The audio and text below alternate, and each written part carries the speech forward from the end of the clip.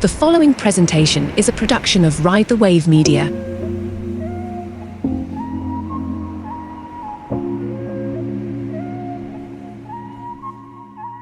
Hello, and welcome to the Inner Workings of the Not So Genius Mind. I'm your host, Amanda McCombs, in the Not So Genius.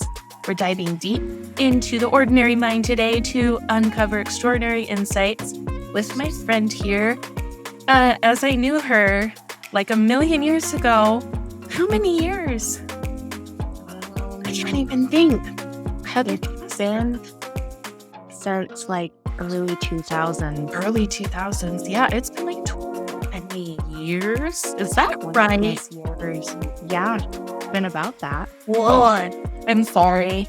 It's that. Wow. Okay, well, crazy. Heather and I knew each other when we were like, there was like a model collaborative that we both were a part of, right? Yeah, the bomber. Well, it was before the bombers because we had a friend that watched your oldest daughter. Oh, yeah, that's right. And so, because I had known about you, I heard about you before that, but I actually met your oldest before I officially met you. You were still going to the U and you were living up there getting your degree. Yeah. And then Busy. yeah. And then we did the bombers thing that originally started off kind of as a collective, and then it kind of dropped. So my boyfriend at the time decided like he really wanted to be supportive, so he bought it, and we all kind of worked together that way, which was fun. Like that was a lot of fun nights and a lot of crazy things, a lot of really good women that we got to meet. And yeah, it's been like forever. That's half the places we used to go to don't even exist anymore. No. Do you know, so I did a photo shoot when I don't think it was my first photo shoot. It was like my second or third photo shoot when I was doing Mrs. Utah America, showcasing all my Mrs. Daybreak stuff. We went to Memory Grove, and every time I go there, I think about how we were in that music video. Yeah. And it was like covered in fake blood, but like serving at salt pot roast and like rolls and stuff. Yeah. Like a proper meal. Whoops, I just shook my whole camera. Like a proper meal. That was so fun. It was a pleasure dining with you. It's like we both got poisoned. It was great. Oh my God. And then we died. It was so like, that was such a long time ago. That was so fun. And it was really just like a bunch of people working together to be creative. I remember like somebody would just have an idea for a photo shoot. We would be like, yeah, let's make it happen. And we would go and even like, and when they did the music video release, they did it at the Salty Horror Pictures, and it was in Park City, and you were the only one that went with me, and we almost got stuck in Park City because it was snowing so bad. Yep, it was pretty bad. That was kind of scary. Was it you had a station wagon back then, I think? And we were like, we can make it. We can make it. I believe in us. Hey, that's yeah, so it was a good car. Great attitudes back in the day.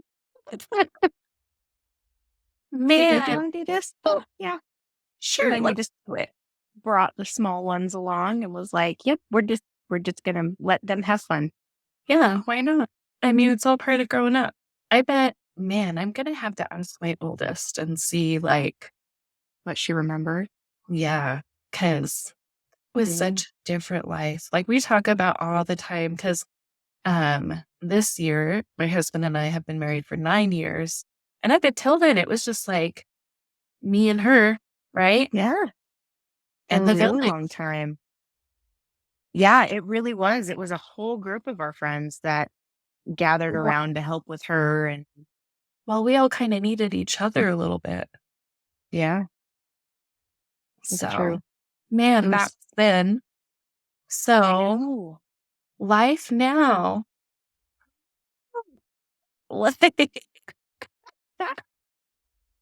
20 years later. I know. Like I went through a marriage and a divorce. had my daughter. Your wedding. Yeah. Where one of my friends was just all about you. Oh, man. And he helped me. I remember being so embarrassed because I left my keys in my car and he came and helped me. He was like that though. He still is like that. Like Yeah. he's married. Well, I don't know that they're officially married, but he's with his longtime girlfriend now, and they've got like 4 or 5 kids. And, like, yeah, he's been through a ton, but he was always like that back then. He would help my sisters. He would help my friends. Like he was just, Generous isn't the right word, yeah, but there's like a word for somebody. It's chivalrous. yeah. He was very full of But chivalry. he didn't look like he No, like he looks like the guy from the hood that you should be scared of, and he like had that. He had you that don't take personality. folks from. No, you don't take him home to mom. But he's like, but he was really good looking and he was super sweet and nice. But he also had that bad boy, I've got to be cool, like, attitude. And Yeah, but that he's still got one of those like hearts of gold type thing, especially I see, like, I don't talk to him a ton anymore, but, um, I love seeing him interact with his kids and stuff. And you could just tell like he's grown up quite a bit since, like we all have. yeah. It's Oh my goodness. crazy.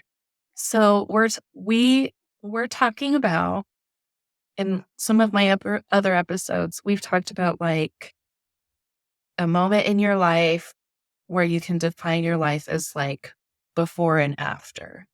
So I talk a lot. It was actually my mom's birthday on this last Sunday, which is hard. Like this week for me is really, really hard because um, it was about a week after her birthday that she passed away. Mm. And so when I think about this moment and I think about what my life was like before and what it was like after, or like with my shingles, what my life was like before and what it was like after. And we were talking about kind of not a midlife crisis and not an identity crisis. What did you call it? It's your midlife rebranding. Yes. I love that. So tell me more because I think that's beautiful. So mine kind of hit when I was 30. I feel like it was 30. Because that's when I had just finished a divorce. I had a couple really good friends around me that were encouraging me to return to school. So that's actually when I started going back to get my bachelor's degree. And shortly after that, I ended up switching career paths entirely. So it wasn't like this big, gigantic, like, oh my gosh, moment. It was more of just everything started to click into place. And I'm really big into astrology. And around 30 is when your Saturn return kind of happens. And so it was very interesting to learn about what a Saturn return is I don't know when like I'm still learning it. But it's like this big thing that happens when you're Saturn takes like almost 30 years to go around the entire Earth, I think.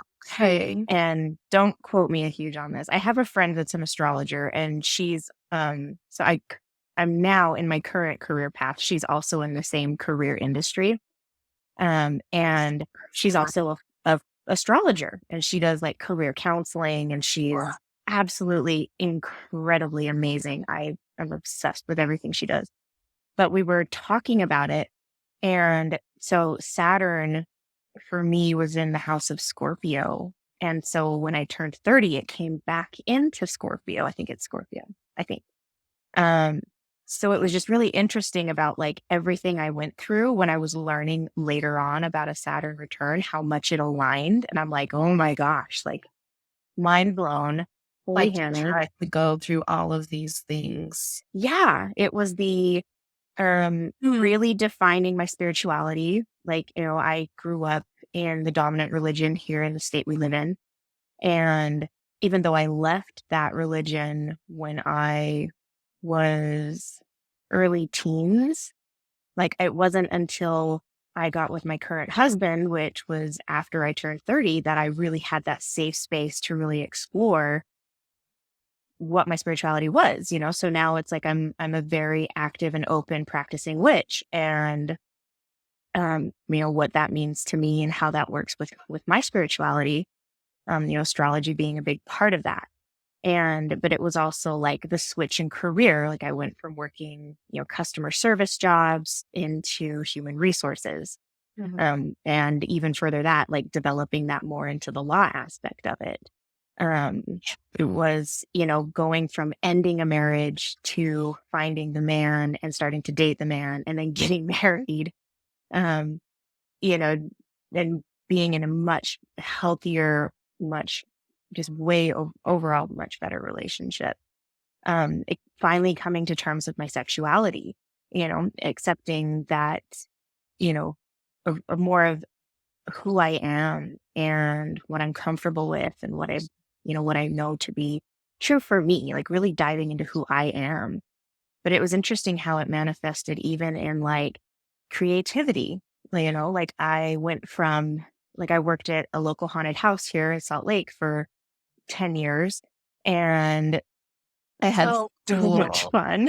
I So know, much like fun. that was such a cool job. I Hey, can't work some TVs. I do still make them. Can you get me some TVs? TV. Because that was the thing, is like I was acting, but then I started making vampire fangs, and then I started making clown fangs, and then I got into the makeup aspect of it. And so I was doing makeup for the past 3 years there and really developing that. I started going to those paint nights and actually just enjoying being creative, which was nice for a change.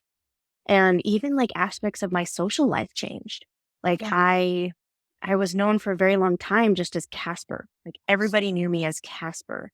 And I was that way when I was at we have a local Gothic bar here, where I was doing karaoke on Wednesdays and working as a bar back as a second job. And I was doing all these events and cosplay nights and, get dressed up all the time. They were so much fun. And, I had that kind of life, whereas now my social life is very geared almost towards my career. Like, I volunteer for a couple nonprofits. I sit on a couple of boards in different aspects. Like, I sit on the state board for the Society for Human Resource Management. I'm partners with the Virtual Employee Relations Association. And then I do a variety of things in between. And so it's like a lot of my social life now is networking events and luncheons and hanging out, and it could be that maybe it was just the fact that we turned 30, right? And we just grew up, our lives changed. We got a little bit more serious, but, it also, especially the past few years, have manifested more in my mental health and more in my physical health. Like, it's a lot harder to lose weight as you get older, and eating right is difficult, and figuring out what your body responds to is difficult, and that constant fighting and the mental health aspect of it. I was diagnosed with ADHD, which was like a light bulb click. And then finding out that people have been telling my parents that I was ADD my whole life, and they were like, no, it's fine. Only to find out, like, no, it really is. Like, that's really who I am. I was just diagnosed like a couple years ago. Isn't it like, And I was like, liberating? but tons of people around me were like, how did you not know? And I was like, what do you mean? Yeah, what do you mean, how did I not know? Like, I didn't even think about it. Like, but I think what we know now versus what we knew then is totally different, And so working with those, mental health professionals, finally getting the right diagnoses and finally discovering what it is that I need to do to be present for myself. So yeah, it was really interesting how like everything kind of switched right after I turned 30. Like, I finished my bachelor's degree. I got my master's degree. I'm starting my Juris Doctorate, right? Like, it was like everything just triggered right then. But it wasn't some big crisis. Like, I didn't feel like it was a crisis for me. It was more of a liberating discovery of who I was. So I labeled it midlife rebranding I because I'm love like, it. I'm just rebranding who I am. Well, and I think that's perfect. That's exactly what you're doing. And you have, I was thinking, when you're in, I didn't realize I've been listening to a lot more TikTok and like Instagram, whatever videos where they talk about the religion that we've been a part of. And they keep referring to it as a high control religion. And when you are under that much control and you're told what's okay to wear and what's okay to say or watch or eat or any of that stuff, and you have to check all these boxes and make sure you fit in, and you don't feel safe, you can't open up your mind to do these amazing creative things that you are able to do. Like if you don't feel safe, you're not going to be able to create. Well, and you just there's no space for the safety, right? You have to create a safe space, and it's hard because it's like I still have a lot of family members that are very active in that faith, and so I try to support them with their decisions. And there's this really good therapist that I just discovered on Instagram, and she's here in our state, and she helps people deal with their traumas from this religion. And, she talks about that she's not bashing the religion itself. She's not saying that the teachings of this religion are wrong or inappropriate. It's the people in the religion that are creating these traumatic experiences, like you're taking away agency from children, and and the people that she's talked with, she's relaying like real people's experiences. And obviously she doesn't break, confidentiality, nobody's information is shared. She does it very professionally. But she's like, over the course of my career, these are common things that I see with people dealing with these religions. And I think you can find that in every religion because it's true. It's very much like, I always told people like, your relationship with God or spirituality is like a big bowl of ice cream. And how you choose to eat that ice cream is totally up to you. If you want to eat with the silver spoon or a wooden spoon, or like the little wooden thing that came with those little sherbet cups that we used to eat as kids. Yes, like flat paddle. Yeah, or paddle. Maybe you want to eat it with your hands, like that's up to you. Yeah, it's your ice cream. You eat it the way you want to. And maybe your ice cream is green. Maybe it's mint chocolate chip. Maybe it's one of Baskin Robbins 31 flavors, like it's completely up to you. But it's your ice cream. You got to figure it out. Like no one can eat it for you. You have to figure that out. And so it's like there's a lot of things with a lot of the different religions that I really appreciate. But it's the people in the religions that are really the facilitators of that trauma. It's how they teach it, and it's how it comes across to people. And I've heard that time and time again, even from people who are currently active, that they'll get some teaching. It's like, I've been told for many people that are actively in those religions, like when they're learning about the things and stuff, that they're like, really, it depends on the person. You can take the same lesson and give it to 3 different people and you're going to learn 3 different things. Yeah. So it's, again, it comes back to that knowledge and where they came from. And yes, right. And it's very different. So it's just something like we have to kind of take with a grain of salt and still be respectful to others that are within that religion. But that doesn't invalidate our experiences as we grew up, because there is a lot of shame. There is a lot of guilt, and it comes down to like, we still need to work through those things.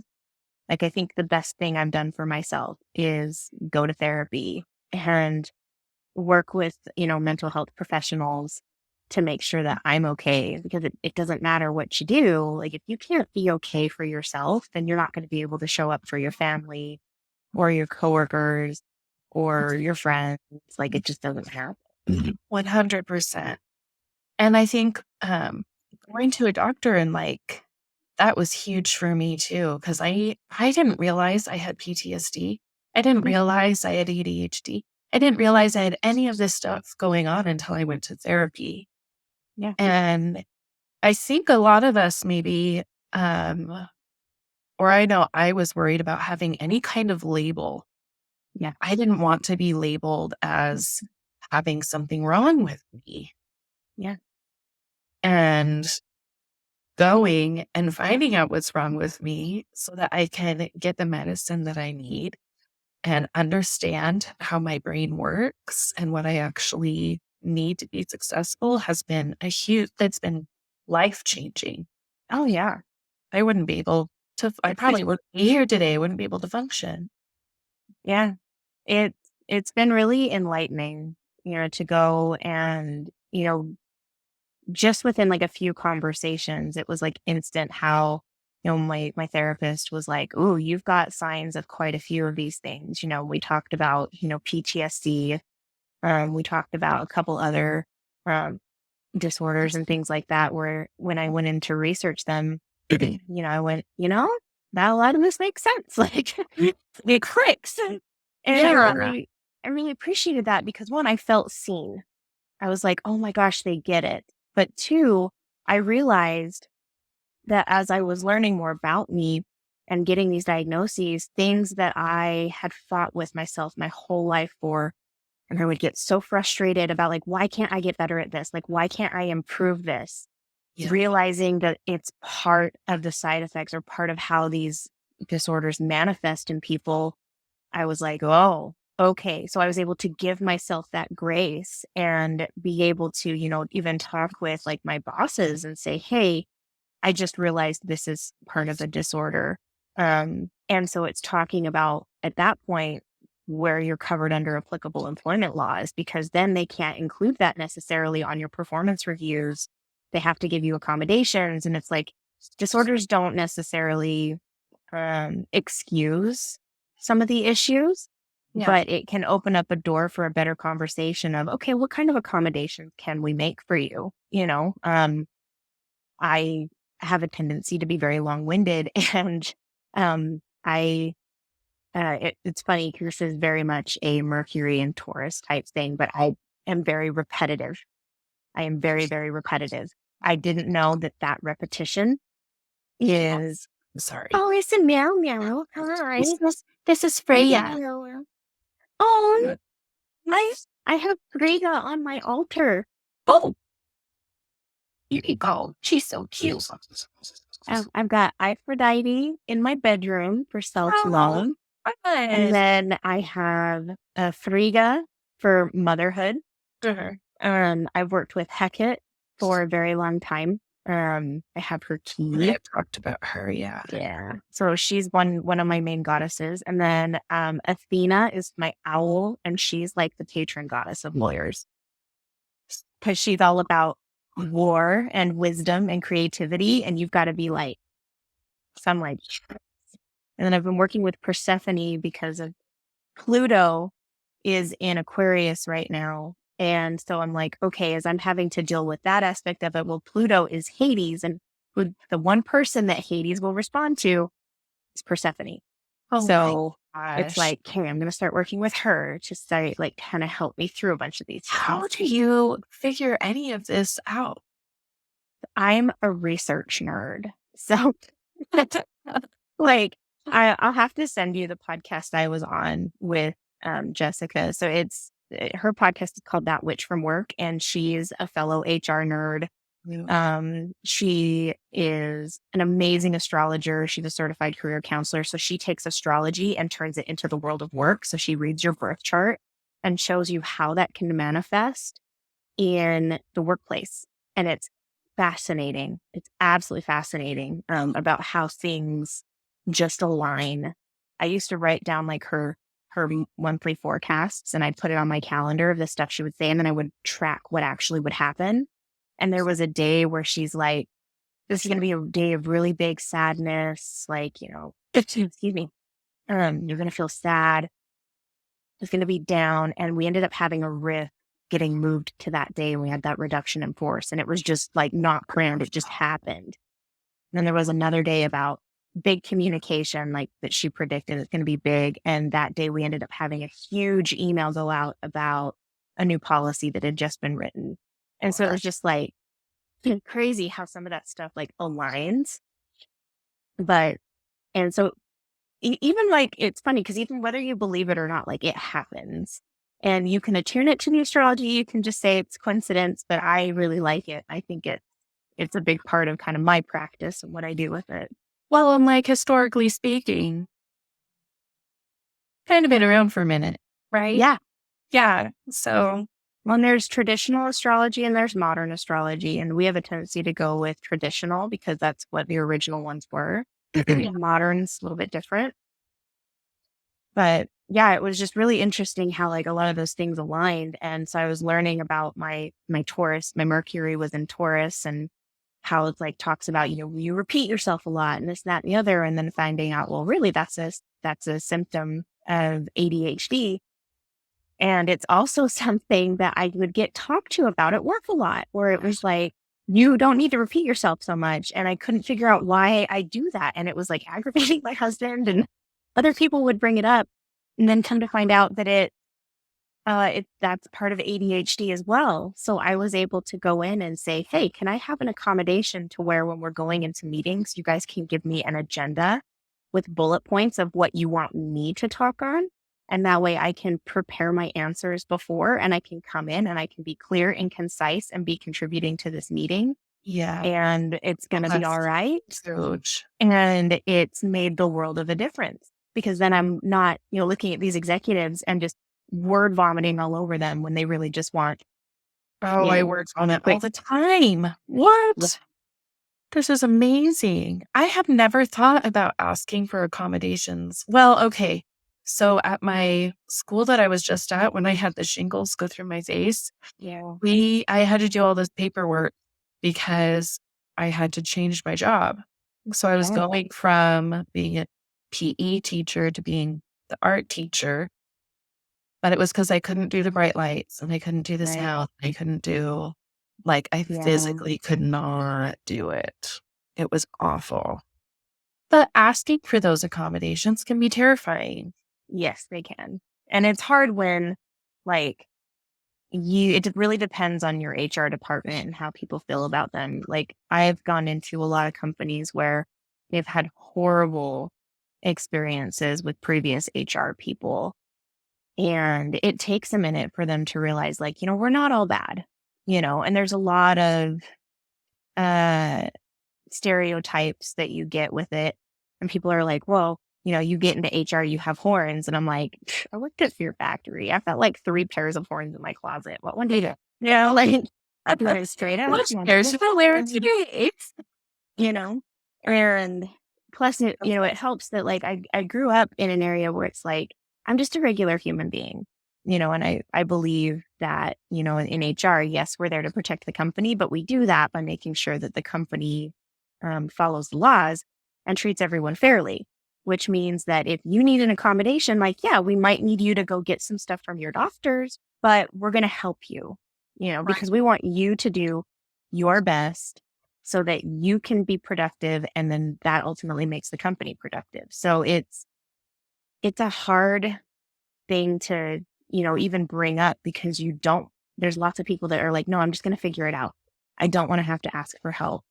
They want to be able to do it themselves. Asking for help is somehow a sign of weakness. And I see that even in my kids, where our oldest just started 7th grade and she couldn't find her locker. And I'm like, well, did you ask for help?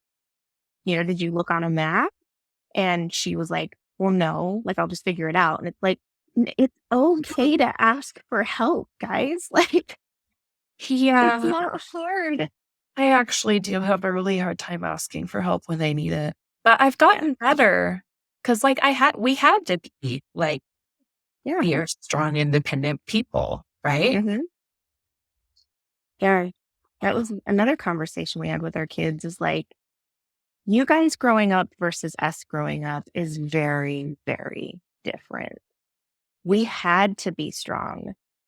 Some of us our parents weren't always the best ones to help guide us through certain situations, or they were working all the time and they weren't around as much. We didn't have as much hands on, and every parent was different, right? And there was nothing wrong about that. It was, they were doing the very best that they knew how to do at the time. And I mean, hey, we all survived. I mean, we grew up, we made it all right. And, but there also wasn't the fear of social media like there is now. There wasn't as many predators that we were aware of, or they didn't have as much access to us as they do now, and even like kids earlier and earlier. Like, I remember my first phone, I think I was in junior high, is when I got my very first phone. It was one of those super old Nokia bricks, like the little tiny one. And I was just excited when the T9 came out and we could like predict text. Those are awesome. To like push the button 5 times to get to the right. And then you're like, oh man, I missed it. I have to do it again. Though I was super good at knowing what buttons to push and how many times. Like I didn't even have to look at my phone to text a full sentence. It was great. But like kids now, like I got my daughter a phone, and it was just one of the little watch phones, but I got one for her when she, like, as soon as she started daycare, like right around kindergarten. So but I also, at that time was a single working mom. So I needed to be able to reach her. Yeah. And, know where she was. Yeah. So it's scary. We just live in a totally different world. And there's like, man, the shenanigans that we got up to. We had so much fun. I just like go through my closet of like the shoes that I still have, because I remembered every time we had a photo shoot, I had to get the outfit. So I had to look at what corset was I going to buy, because corsets were like the thing. We had so many corsets. I have so many. They're all in my grandmother's cedar chest that I have. And I've just got all these. It was crazy. So fun to think. I know. I'm like looking at them now going, I don't even know if I'll fit. Frank, I don't even know. But like, we had our outfits, we had the ideas, and it was like, hey, someone would come do our hair and makeup. And, like, it was just fun. It was creativity with a lot of bending. Lots of bending. And really weird. I'm actually very surprised we did not have more injuries. I think I'm the one that got injured the most. Probably. You are the most adventurous of us. Like, if anybody had an idea, you would be like the first to be like, yep, I'll do it. Let's try it. Let's go. And be like, I don't know that I can bend this way, but we're going to give it a go. Man, I remember going to the sugar mill and doing that rock star photo shoot. Yes, that was so fun. But it looked really, really cool. But I could have fallen through the floor. There was just bat poop everywhere. Yeah. But you looked so good doing it, though. It was so fun. I would do it all over again. I took some of the inspiration from that because I decided that like once I lost the baby weight, I needed to go do a bunch of photo shoots. And so I took some of that inspiration, because I went from being blonde to the darker hair. And we went out to Memory Grove. Because before I was doing like this really dark purple and it looked almost black, but then you get it in the sun and it was like this really pretty purple. Cool. But we went to Memory Grove and I did something similar. I put on my big old demonia boots and my white pants, and like someone's like, all right, who wants to be brave and put lingerie on? And we're going to walk down the aisle of this really nice church. And I'm like, let's do it. I'm in. We got this. Is there anybody in here? We're just going to walk really fast. Yeah, and we had a lot of fun, though. I was just thinking about all that stuff the other day. I don't remember what brought it up, but I remember just like going all over the place to do all kinds of crazy photo shoots. And there wasn't like, we never got paid. Like we maybe Yeah. raised money for charity or something, but it was Yeah. just creative minds working together to do a thing, right? I just loved the way we made these women feel, because it was a group where, I mean, yeah, we had Kayla, who was, she had modeling experience, and she's, an Amazon and Oh my gosh. gorgeous. And I am actually going to interview her. oh, good, good. I messaged her and was like, "Oh, Amanda's doing this," and she's like, "Yeah, so I messaged," and she's like, "She probably has so many though," and I'm like, her story is incredible. I've kept tabs with her over the years, and she is a warrior woman. Like, she's so good. I just, Well, and like, so all these people that I've met over these like 20 years, I can't believe. Um, that's one of the things that I like about Facebook and social media is that I can watch these yeah, people, these incredible women that I've connected with, and men, some men, but most of them yeah, are women because I really needed that sisterhood, right? yeah, I don't know about you in high school. I didn't really have like friends that were girls that I hung out with. I had my boyfriend's friends. yeah, And so I really needed that with sisterhood, especially when I wasn't checking all those boxes yeah, in our religion, because I had a lot of people that could have been my friends turn their back on me because that's like what they were kind of instructed to do. Like, don't yeah, associate with people that aren't living up to these standards. So, like, I lost that sisterhood. And I think once we started doing our thing, I kind mhm, of could get what that felt like. yeah. I mean, and just the confidence that we brought the ladies that we were with, right? I mean, because yeah, we Yeah. did have people like Kayla who were just amazing. But we also had women of all shapes and sizes, all height, um, all body shapes, all body types. And, I remember we did one of the runway shows at the Fifth, which is no longer in existence, by the way. They shut it down. Really? Yeah, it's gone.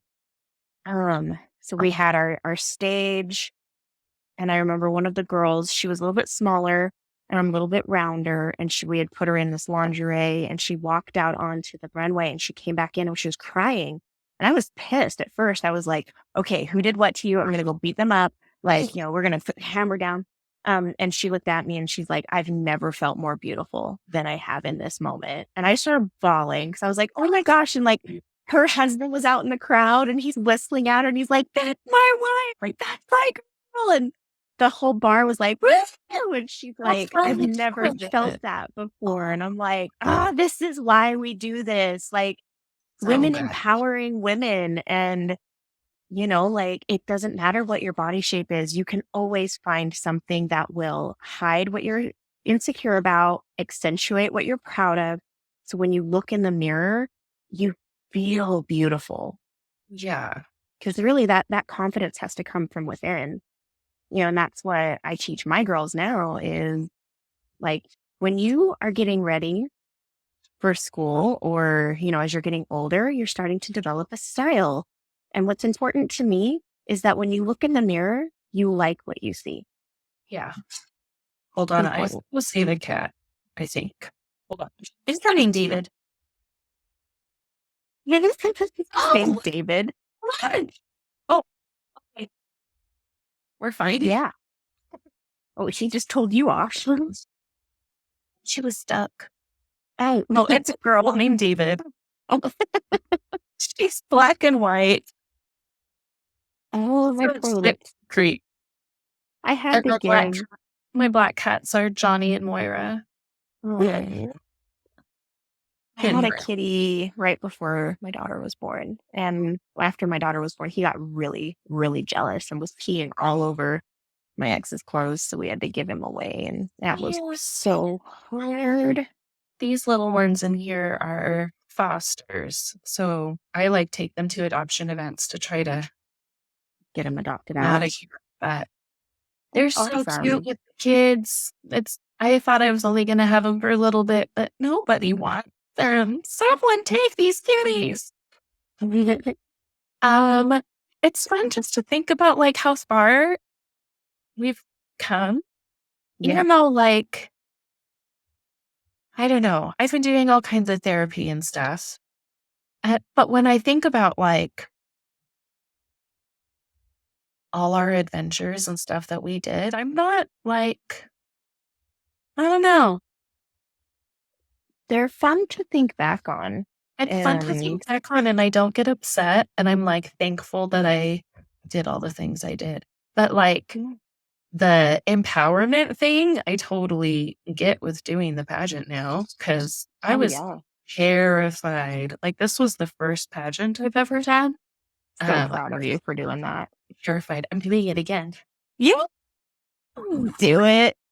It's going to be so fun. Oh my gosh. I have to tell you, I'm road tripping down to Vegas. I go to Vegas all the time. Where are you going? Where are you staying? I'm staying. Well, okay. So I've been, but I've been pregnant or like with kids. So I haven't like been to Vegas. Yeah. Right. But I've been road tripping with one of the other contestants. Yeah. We're riding down together and we're staying at the Westgate. And we're going for all the Mrs. Utah America, not Utah, but Mrs. America, Mrs. American, and Miss for America Strong. Oh, cool. So we're going on to like support our fellow sisters. But we're going to like, she was just messaging me and she's like, what show should we go to and stuff? I don't know what to do. I don't know anything. She said she doesn't eat there and it's great for food. And I've done some food there, but like when you're pregnant. Right. Vegas. So as a Vegas connoisseur, so we go down there all the time because both my husband and I, we do competitive billiards. Yeah. So we're down there all the time. So the Westgate's awesome. The Rio's also awesome. If you want to splurge, Treasure Island has the best steakhouse ever. Because we've done Gordon Ramsay's, we've done a ton. There's a little tiny steakhouse. It's a hole in the wall. It's at Treasure Island, and it is by far the most amazing steak I've ever had in Vegas. Period. Hands down. Little pricey, worth it. They like bring out the Caesar salad as like a thing of lettuce with the Caesar dressing on it with like an anchovy on top. So I just did it like sans anchovy, but like it was super fancy. Like Fremont Street is amazing because they have bands just playing and DJs playing. So we was like, I'll have to send you the video. It was like 90s, early 2000s music played by this band, and her voice was incredible. And we just were like dancing the whole night. It was awesome. If you like sugary alcoholic beverages, the Big V has nothing but Slurpees that are alcoholic. I've watched my husband drink those because he would go to Vegas for conferences all the time and he would leave me behind and he would always drink them. And then we go and we have to be responsible. Yeah. So I can only drink like half of one. They are very, very sweet, but they are delicious. Share one. Okay. So the person I'm writing down with, she actually is, she's like the first runner up. Oh, it's so exciting. And she was on Chopped last. Oh, wow. She's a chef. Yeah, she's really cool. She has a really cool story too. So I'm really excited because like I get to be trapped in a car with her all the way down to Vegas. Just teach me all the things. Tell me about you and your amazingness. I want to know everything. So I'm really excited because yes, I'm making new friends. Yes. And I feel more sure of myself. So I'm more able to like find people that vibe with me because I know what my vibe is and I'm not trying to be someone else's vibe. Right. No. And if you guys get a chance, do Pizza Rock. Pizza Rock is over by Fremont Street, and their menus are like the old school records. And they have the most amazing garlic green beans. Their meatballs are to die for. The pizzas are delicious. She's Like, like, oh my gosh, it's so yummy. I'm gonna text you while I'm down there and be like, where should we Good. go for breakfast? I love the buffets. Just saying. Like, I have eaten, because I've stayed there and I've gone to the Bellagio and I've eaten at the Bellagio because I was Yeah. like, don't make me walk, I'm pregnant. yeah, They had really, really yummy food. I think I had Yeah. their toast. yeah. No, But like, I need to go to shows and I need to like eat the So- things. I heard it's a foodie paradise, so I'm excited. Yes, and the shows are amazing. We've made it a tradition to try and see at least one Cirque du Soleil show when we're down there. Oh, So Miss Steer is really funny. And that's the one that's at Treasure Island, and it's actually really good. I've seen it's got like a big gigantic bird, and the storyline doesn't necessarily make sense, but it's still good. Car is really good. It's like and that one's at the MGM, I think. It's a story plot line about war, and they're amazing. The one at the Bellagio is O, and that is a big pool of water. And they are doing all this acrobatic stuff and diving into this pool of water. And it was amazing. Like, holy Hannah, amazing. Oh, those were really good. I haven't seen Mad Apple yet. That one's at New York, New York. Haven't seen that one yet. That one looks good though. The Zootopia one or whatever it is that they had, I don't think they are showing it anymore. I think that one just finished running its course. I did find out Celine Dion is coming back for residency in Vegas. Oh my goodness. Her voice is okay enough that she's coming back. And so I'm like, oh, I need to go see her. I want to make a trip. Is so much that I feel like I missed out on because, like, growing up, there was a lot of music and a lot of books and a lot of movies that I just wasn't allowed to read, right? Or watch or listen Or to. you try to borrow them from the library and your parents would throw them away. Yep, You're like, it's a library book. What is this? I feel like Matilda right now. Yeah. No, it's weird. And I felt very much like an outcast, like all through high school. I felt very much like nobody really liked me and nobody really wanted to like be my friend, or that like the girls that were my friend in high school were probably not really actually my friend because there was just so much drama all the time. I couldn't tell who was genuine or like what they were saying behind my back. But like with the bomber, I feel like I had that. We didn't know each other in high school. Yeah, I think you went to a different high school. Cause like I was always hanging out with, I was up at Woods Cross.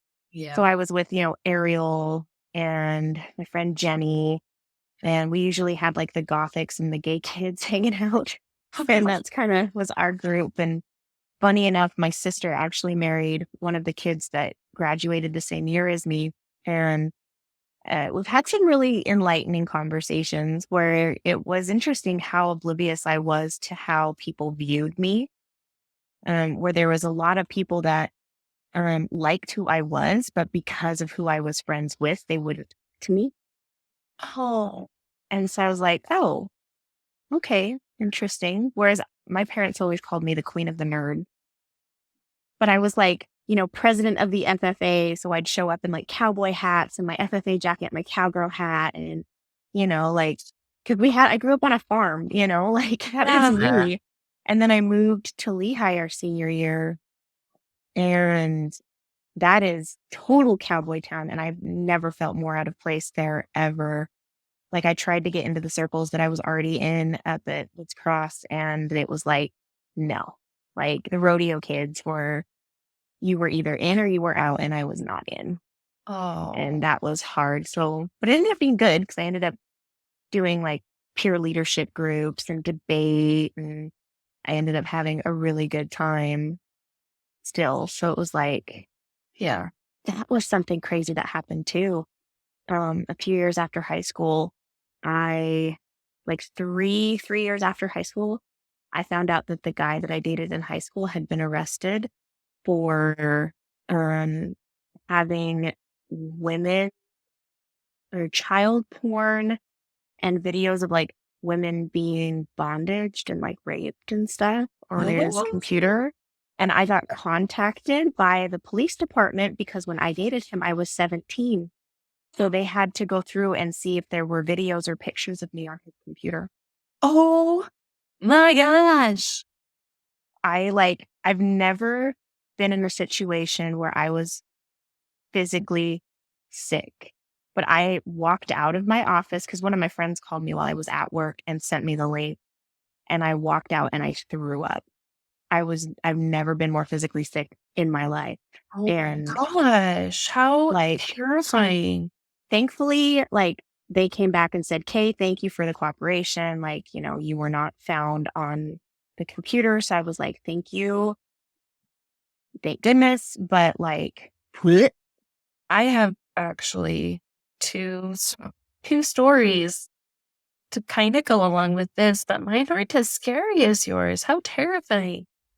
One of them was, so I dated a guy before I moved to Florida and before I had Tegan, and he was a comedian and he was a photographer.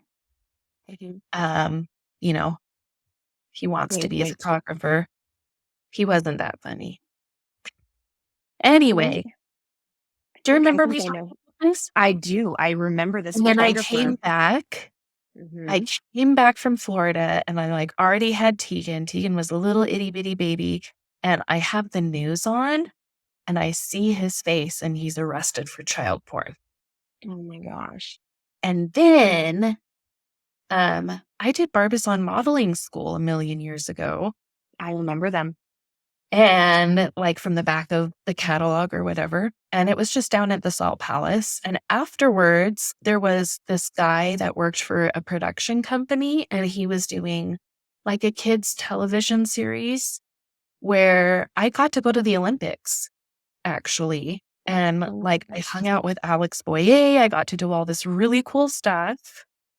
And then I was like 17 the last time I see this guy. And he wants to do a photo shoot with me. And I'm changing in the other room and he keeps like peeking his camera in and taking pictures while I'm changing. And I kept like, stop. And he would stop. And so I left and I sent him a text and I was like, I never want to work with you again. I was 17. And he kept asking me, well, you're almost 18, right? You're almost 18. And I was like, yeah, I'm almost 18, but I asked you not to do that. Yeah, respect my boundaries. Delete every single photo you took of me, and I never want to talk to you again. He was arrested like a few years later for sexually assaulting women and trying to tell them like that's how he was going to make them famous. Yeah, that was one of the scary things with the bombers was we worked with so many different photographers that there was one that, and these are unsubstantiated, like, you know, we never was able to prove. But there was, hi, I did floofers. Oh. She's trying to eat my computer too. Here we go. Continue. Yeah, there was a photographer that we worked with all the time, and I had a lot of girls complain about him where they felt like, yeah, you remember him? And I think ultimately we did confront him about it, and he, of course, denied everything. But it was like, okay, but at the end of the day, like, this is how you're making multiple of my girls feel. And that's not okay. That's not safe. And yeah. Well, there was like, for some reason, we were just like things, right? Yeah. And you could like do whatever or say whatever because it didn't matter. Well, and I think too, it depends. I mean, when you're working with women, because when I had worked with the certain people, I didn't have an issue, but I came in very strong, very confident. They always asked before they did anything like, hey, I'm going to adjust this. Is this okay? Am I all right touching here? Are you all right with this? Like, I just want to fix this real quick. Okay, awesome. And for the most part, I felt super safe with every single one of them. And there's still some like, you know, Paul and Preston that I would work with today. Yeah. like I love them. And, but some of these other ones, like, it wasn't until I heard other stories that it's like, I wonder if it's like you show a little bit of doubt, or you show a little bit of like, oh, I don't know. And it's like they start to take advantage of it. As soon as you are not strong, confident, you might be insecure a little bit. It felt like they were instantly attaching to that, and then seeing what kind of boundaries they could push when it's like, no. Yeah. Any kind of insecurity or like weakness, Yeah. it's wiggle right in. But it definitely isn't like that with everybody. And it's hard to No. be assertive. Like I look back and there's a lot more times where I could have been like, nope, I don't want to do that. Yeah. And I remember getting asked by a ton of women, like, hey, I want to do photo shoots. Who should I go to? And many of them at this point, I send over to Preston, because it's like, I trust him completely. He's a wonderful man. He's very respectful. Like, and that he's just enjoying retirement now, or his wife passed not too long ago. And so he's just enjoying life now, as best as he can, with trips and photo shoots and hanging out with his grandkids. And that's hard. oh, my heart hurt for him. He's such an amazing person. And such an amazing person. Paul too. Paul was in a motorcycle accident a couple years back, and was in a coma for a really long time. And thank God for his wife, because she was so strong. And she stood by his side the whole time, and they kept asking her questions, and she kept telling him, no, like, he's going to come back. He's going to come back. And he did. And he even came to my reception when I married my current husband. They came, and he's healing, but I love seeing that they're living life to the fullest, and they're out doing things. And I am so grateful for like her. random. Don't they just like take the bike and go? Yeah. And cars and whatever else it is that they want to do. And I think I ran into him at Arctic Circle one time. And he recognized me, but I didn't recognize him immediately. But then I was like, oh, yeah. He's such a sweetheart. I love him so much. I'm so grateful that we met a lot of really incredible people. We really have. 20 years. What the heck? Go. Blows my mind just how much has changed in that amount of time. Well, and it's not like, it seems like big dramatic change, but when you look over it, it really has taken place over time, right? Yeah. Yeah. I am so glad I'm not who I was. Like, if I knew then what I know now, right? People say it all the time, but like, no, really, there's a lot of situations that I wouldn't have put myself in.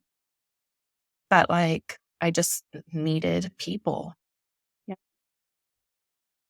No, I'm definitely grateful we had the trend that we had. Me too. It really took a village. I'm proud of you. I'm proud of you. You're doing incredible things. I would never imagine being able to do some of the stuff that you've done. And like, I've always like, that is an angry kitty.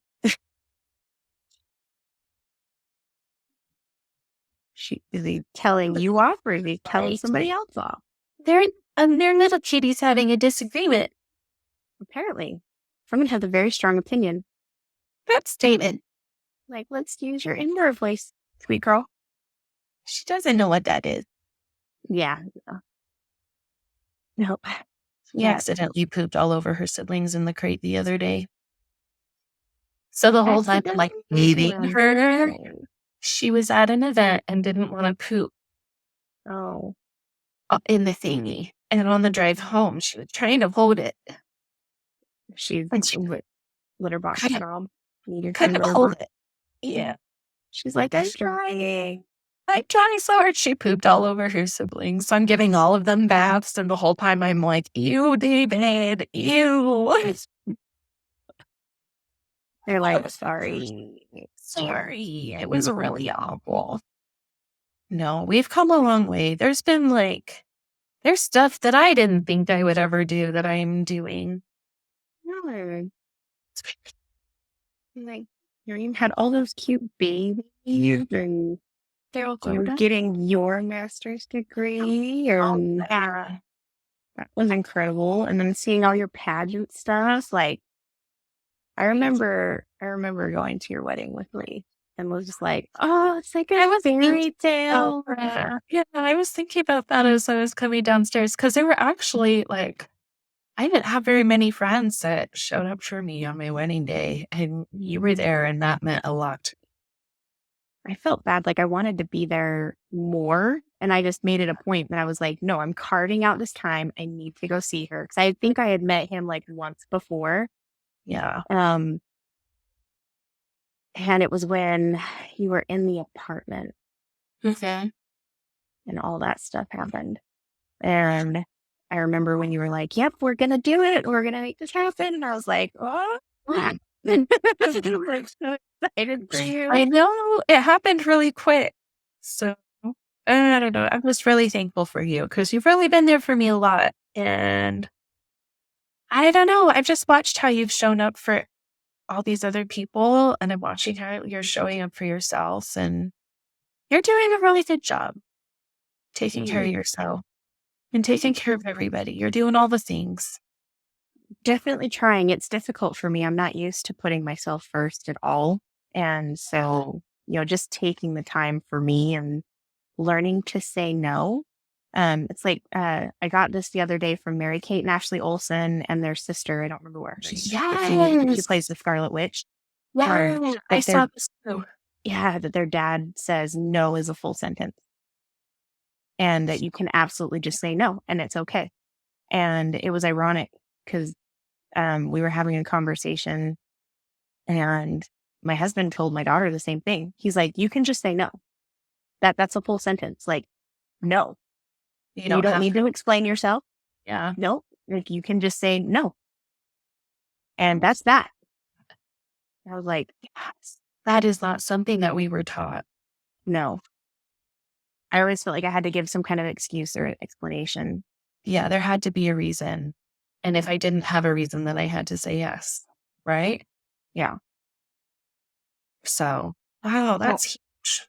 That's a hard thing to learn. I know you've got to go. I know. I'm like, It's been so nice to catch up with you. I appreciate you so much. And I'm just really, really proud of you. So I'm excited for you and these podcasts. I think they're going to be amazing and you're doing amazing. oh, thank you. I'm trying. Well, if you've made it this far, friends and others, I appreciate you. Thank you for listening. You can find me at Not So Genius on Instagram. Heather, thank you so much for taking a moment to hang out with me and talking to us about all these incredible things. I want everyone to remember to take care of yourself because it's crazy out there.